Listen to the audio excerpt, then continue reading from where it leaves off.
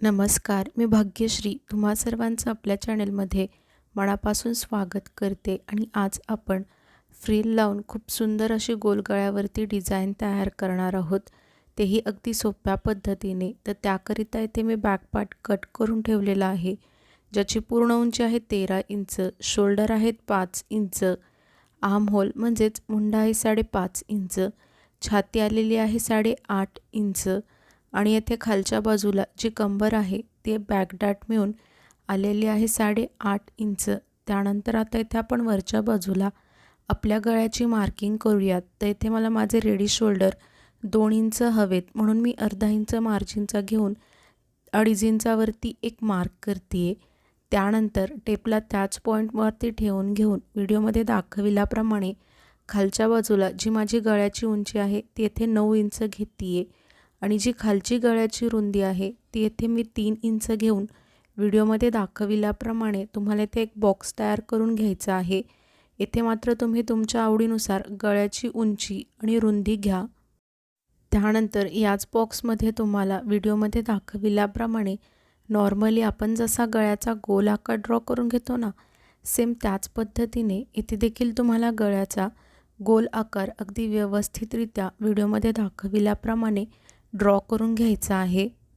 त्यानंतर हा जो बॅक पार्ट आहे ना, त्याला आपल्याला इथे व्हिडिओमध्ये दाखविल्याप्रमाणे ओपन करून घ्यायचे आणि अगदी मधोमध व्यवस्थितरित्या फोल्ड करून घ्यायचं आहे व्हिडिओमध्ये दाखविल्याप्रमाणे। आणि त्यानंतर इथे असं हाताने थोडंसं टॅप करून घ्या, म्हणजेच थापून घ्या, जेणेकरून या साईडची डिझाईन त्याच्या समोरच्या बाजूवरती ट्रेस होऊन येईल। त्यानंतर येथे मी अस्तर आणि मेन फॅब्रिक घेऊन दोघांनाही अशा पद्धतीने राईट साईड म्हणजेच बरोबरीच्या बाजूवर बरोबरीची बाजू ठेवून घेतलेली आहे। त्यानंतर आता इथे तुम्हाला व्हिडिओमध्ये दाखविल्याप्रमाणे या गळ्याच्या आकाराला अगदी व्यवस्थितरित्या स्टिच करून घ्यायचं आहे। आणि येथे जर तुम्ही व्हिडिओ काळजीपूर्वक पाहत असाल तर तुमच्या एक गोष्ट लक्षात आली असेल, मी गळ्याच्या मध्यभागावरती त्याला बॉल पॉईंट पिन्स लावून पिन्सने सिक्युअर करून घेतलेला आहे, जेणेकरून जेव्हा आपण हा गळ्याचा आकार स्टिच करू ना, तेव्हा आपलं कापड इकडे तिकडे हलणार नाही आणि आपण जसा गळ्याचा आकार ड्रॉ केला आहे अगदी सेम तो तसाच स्टिच केला जाईल।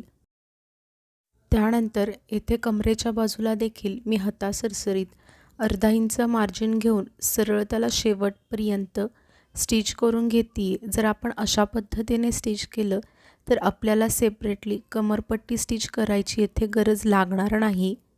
त्यानंतर आता इथे तुम्हाला व्हिडिओमध्ये दाखविल्याप्रमाणे गळ्याच्या आतील बाजूस थोडंसं जास्तीचं कापड ठेवून संपूर्ण गळ्याची कटिंग अगदी व्यवस्थितरित्या कंप्लीट करून घ्यायची आहे, अगदी व्हिडिओमध्ये दाखविल्याप्रमाणे।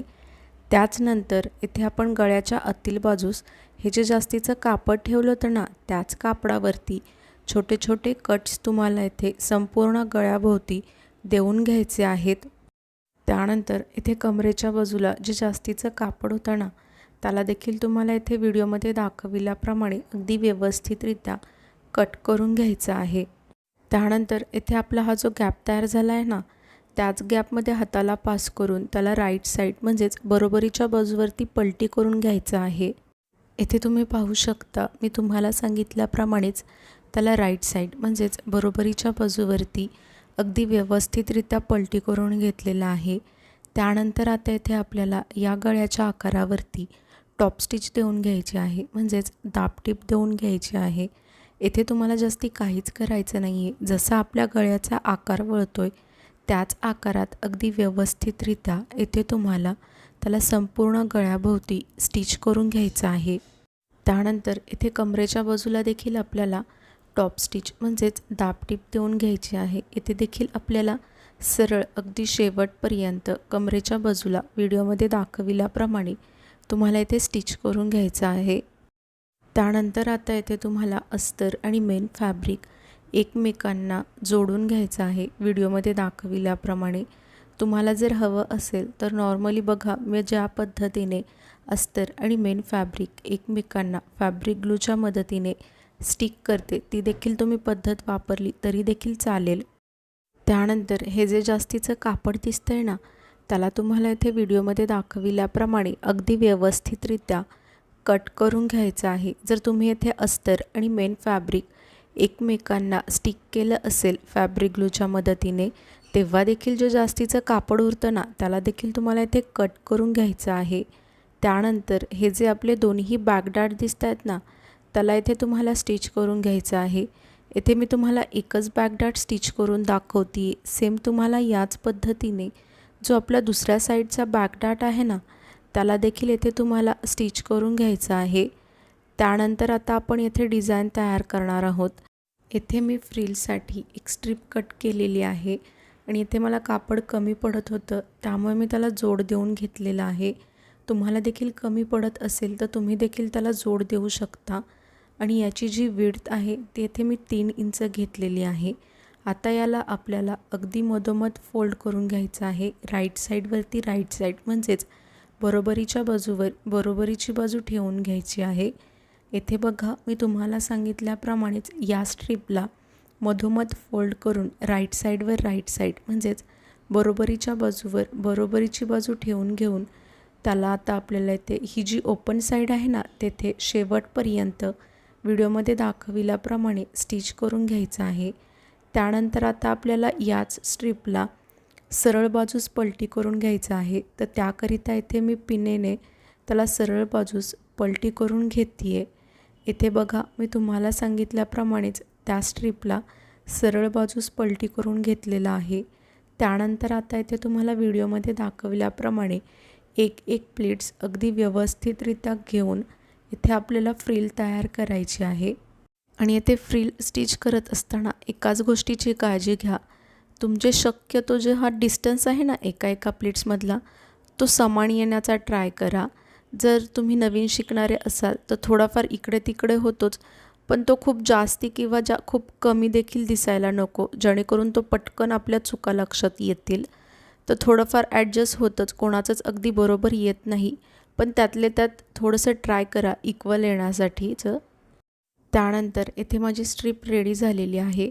आता याच स्ट्रिपला आपल्याला आपला हा जो बॅक पार्ट आहे त्याला घेऊन आपल्या ह्या गळ्याच्या कडावरती अगदी व्यवस्थितरित्या व्हिडिओमध्ये दाखविल्याप्रमाणे ठेवून घेऊन संपूर्ण गळ्याच्या भोवती या फ्रिलला स्टिच करून घ्यायचं आहे।